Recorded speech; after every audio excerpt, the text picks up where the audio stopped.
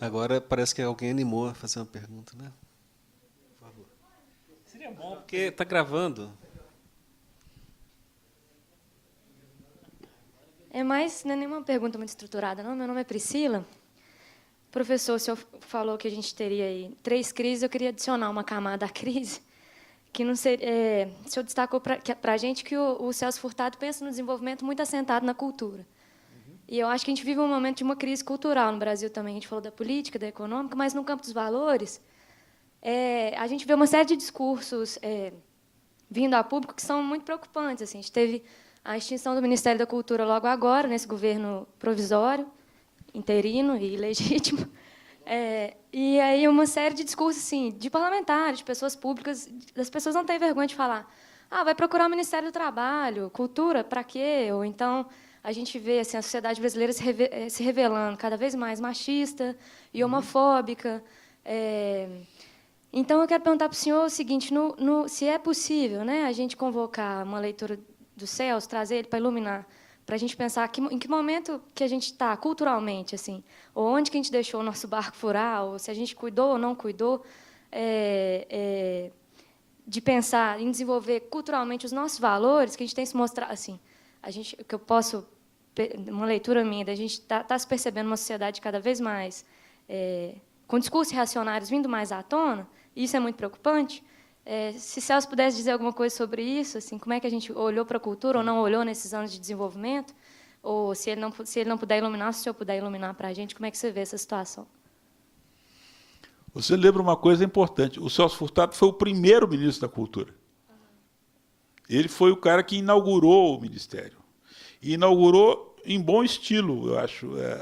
A maneira como ele formulou... aqui em Belo Horizonte, em 1985, houve um seminário convocado pelo Ministério da Cultura para discutir uma política cultural brasileira, reunindo secretários de cultura e gente da área da cultura. E ele apresenta, nesse seminário, 7 teses sobre a cultura. Não sei se o nome que ele deu foi exatamente isso, mas, na verdade, são 7 teses sobre a cultura brasileira, em que ele tenta resgatar, na verdade, a história da cultura brasileira, desde a tradição colonial, etc., até o contemporâneo. E nesse mesmo ano de 85, ele publica um livro chamado Cultura e Desenvolvimento em Época de Crise, né? A maneira como ele pensa a cultura, eu diria que tem tudo a ver com o que você está dizendo. A maneira, por exemplo, o centro da visão dele sobre cultura tem a ver com a valorização da diversidade cultural brasileira. Tem a ver com a valorização da cultura popular como lugar fundamental da fundação de uma cultura emancipatória no Brasil. Ele vai dizer, é na cultura popular, nas diversas manifestações da cultura popular, regionalmente diversas, socialmente diversas, é nesse lugar fundamental que nós podemos buscar os elementos capazes de iluminar uma cultura emancipatória, que nos permite ir além do local, do regional, e encontrar o universal, né? Ele sugere uma coisa parecida com aquilo que o Tolstói falava a respeito do local e do... Se você quiser ser universal, pinte a sua aldeia, né? Essa valorização da cultura popular, da cultura como um dado fundamental de identidade coletiva, etc., para ele é o ponto de partida para um processo de transformação radical do modo de viver, da sociabilidade, que leva à liberdade, que leva às formas superiores da convivência humana. O Celso Furtado, nesse sentido, foi além da ideia de cultura como espetáculo, como artes, né? Cultura no sentido profundo como aquilo que nos permite sermos melhores do que somos, né? Sermos capazes de superar os nossos constrangimentos de todo tipo. Você tem toda a razão. Eu acho que nós estamos vivendo um momento muito, muito complicado, tudo que os jornais publicam, que a repercussão desses fenômenos do tipo homofobia, estupro, não sei o quê, e destruição completa da possibilidade da existência como a existência do diferente, né? Da alteridade. É verdade, a crise cultural, eu não mencionei, mas é uma crise tão decisiva no nosso momento quanto as outras que eu mencionei. Mas o que eu acho que a crise da cultura faz parte dessa crise geral, né, que eu mencionei antes. Né? Essa crise global, ela se expressa como crise ambiental, como crise cultural, uma crise da imposição, da mercantilização em todos os planos da vida social. Né? Tudo isso são manifestações dessa crise global civilizatória, né? do capitalismo e tal. Você tem toda a razão. Eu acho que é preciso prestar atenção nisso, porque isso é decisivo. Tempos de intolerância e de ódio, né? Muito grave. Por favor, se apresente. Meu nome é Marcos, sou jornalista, trabalho com TV Assembleia. Boa noite.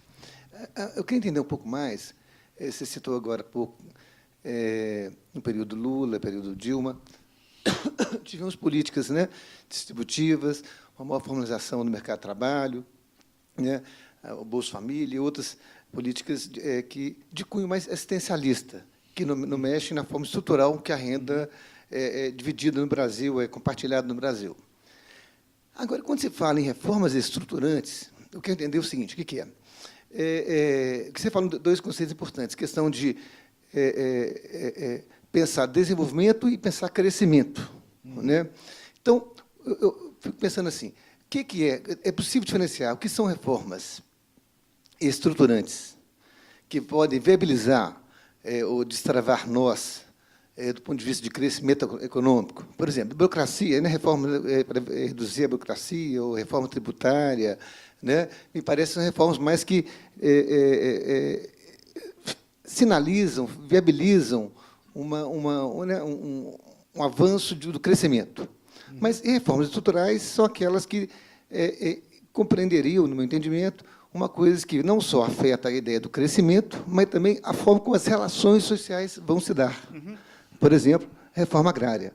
Né? Uma reforma agrária, não sei se hoje é necessária, mas durante muitos anos ela tinha um valor não só da questão econômica, né, mas também a questão que ela mudaria as relações de propriedade, as relações sociais, a relação de posse, a relação de poder, né, nesse Brasil adentro aí. Né? Então, só vai me esclarecer um pouquinho como é que seria essa noção de que reformas estruturais, né, não aquelas voltadas apenas para a questão do mercado, mas que são necessárias para que o país, né, isso à luz, obviamente, do pensamento de Furtado, né, e do Caio Prado,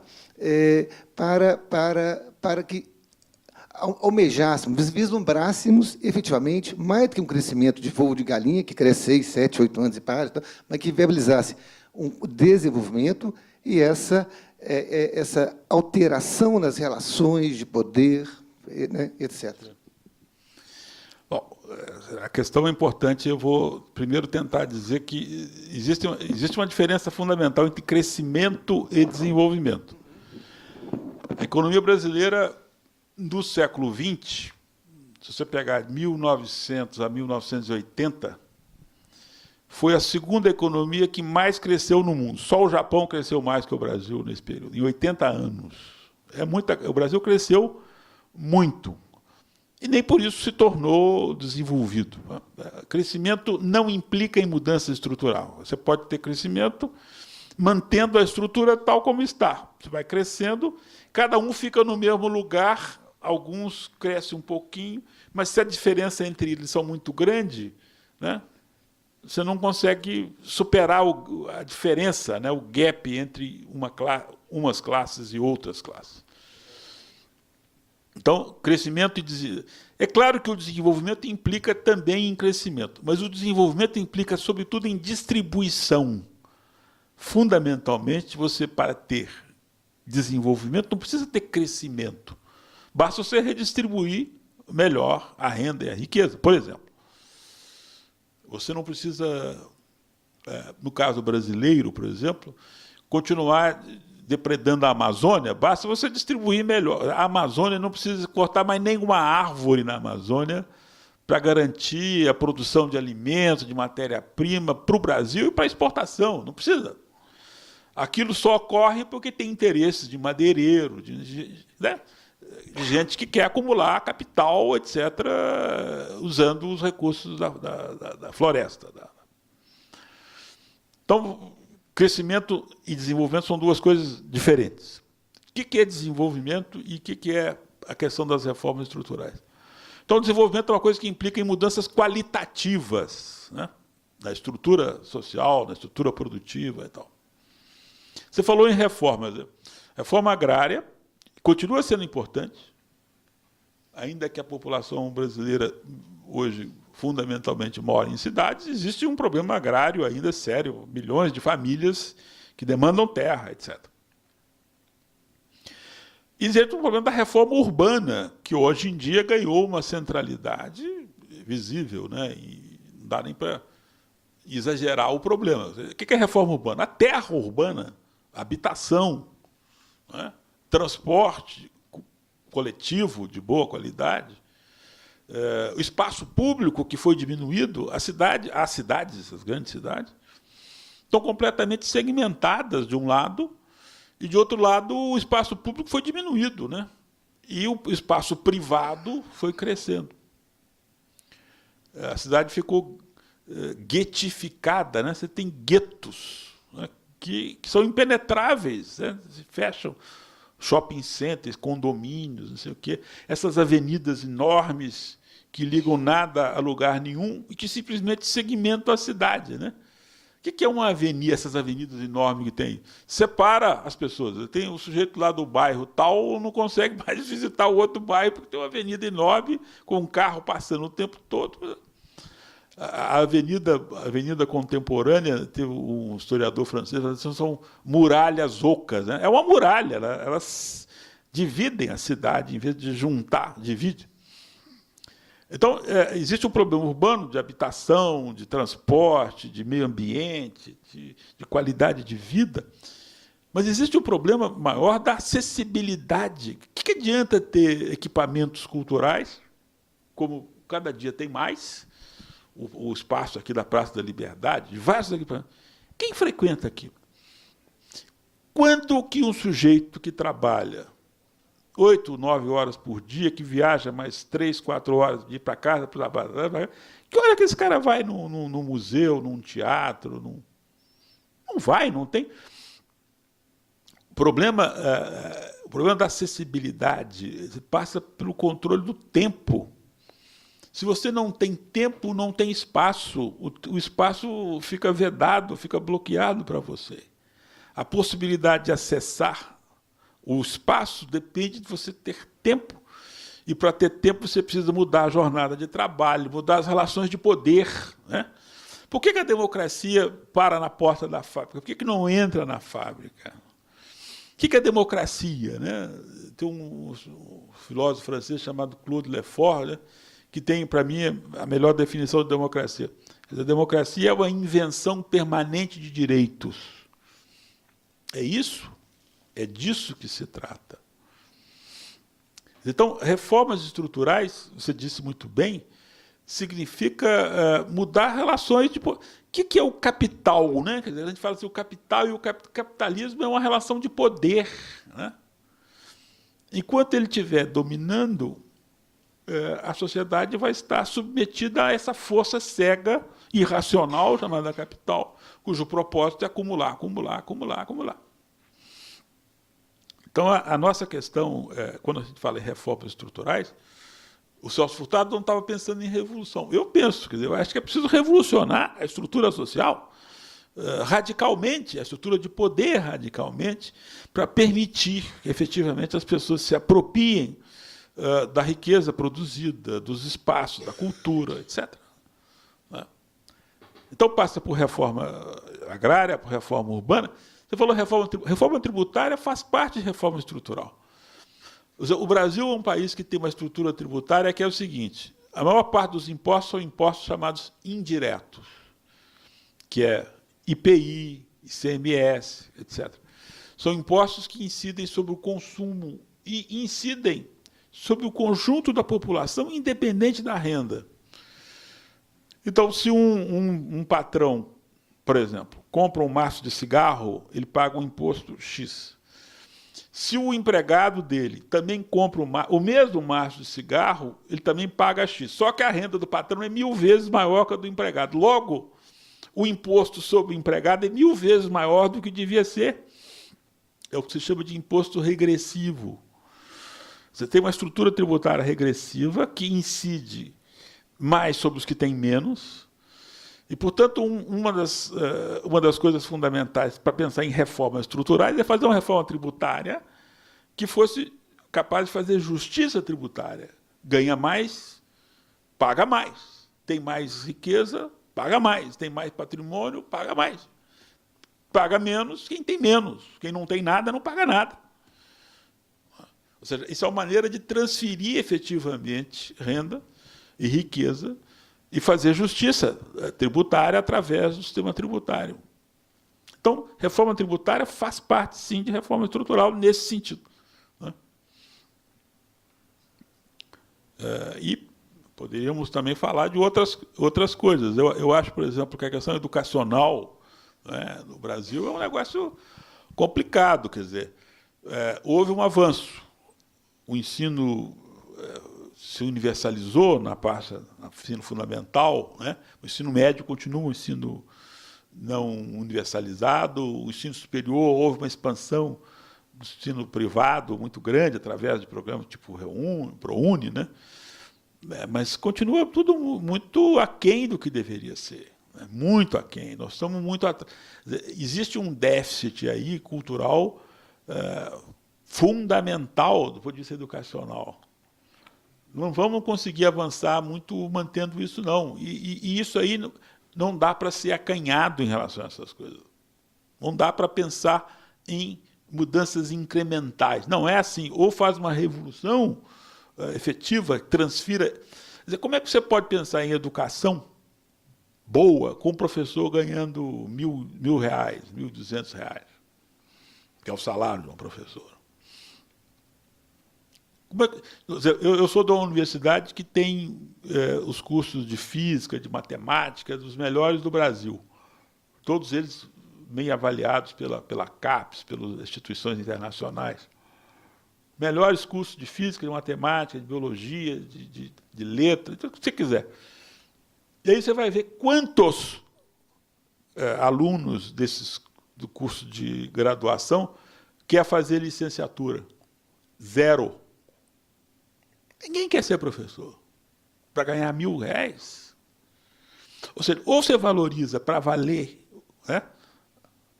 Não tem reforma educacional que não passe pela valorização do professor. Por que um professor de universidade, que é o meu caso, tem que ganhar, sei lá, 10 vezes mais que o professor de uma escola? Qual que é a lógica? Você tem que ganhar pelo nível de qualificação que você tem. Se você é doutor, você deve ganhar o mesmo que eu. Né? E assim vai, independente se é escola primária, secundária. Quer dizer, essas distorções que existem no Brasil e que são tomadas como naturais, não é assim. Por que é assim? Porque é assim, porque ontem era assim, porque anteontem era assim. Não, está errado. Estou falando da educação porque é uma área que eu estou militando, mas poderia falar da saúde e outras. Ou seja, essas questões não podem ser encaradas como se fosse assim. Isso é assim mesmo. Não é assim mesmo, não. É assim, no caso brasileiro, por conta de uma estrutura viciada, carcomida, enrijecida, que está aí há muito tempo e que não está sendo, nem de longe se tenta mudar. Né? Então, enquanto tiver assim, nós vamos continuar marcando passo. Na verdade, o Brasil avança muito. É a história tem um amigo meu que tem a metáfora da Rainha Vermelha. Vocês conhecem a Rainha Vermelha, personagem da Alice lá no País do Espelho? É o seguinte, você tem que andar muito para ficar no mesmo lugar, né? A nossa história é mais ou menos essa, tem que correr para poder ficar no mesmo lugar. Quando você pensa o Brasil em relação aos outros países, é isso. Em 1970, o Brasil tinha uma situação, do ponto de vista tecnológico, igual à da Coreia, 70. Hoje a Coreia está lá, nós não conseguimos nem ver a Coreia mais, né? A Coreia do Sul. Né? Por quê? Porque ela foi embora e nós... Eu não estou querendo dizer que tem que copiar o modelo coreano, o modelo chinês, não copiar coisa nenhuma. Estou dizendo eles fizeram mudanças do jeito deles, de uma maneira que eu acho que não é a Coreia conseguiu fazer tudo isso aí com base em regimes ditatoriais. Não estou defendendo nada disso. Estou defendendo que a gente tem que fazer as reformas estruturais, democráticas, includentes, etc. E tal, que é o que nos vai permitir fazer esse salto. Verdade. Bom, o papo está muito bom, mas a gente tem que encerrar, né, João? Muito obrigado pela presença. Agradeço também a presença de todos. Espero contar com vocês no próximo evento, em agosto. Nós vamos discutir também Darcy Ribeiro, Gilberto Freire, com José Carlos Reis. Então, acho que a sequência vai ser muito boa. Muito obrigado a todos.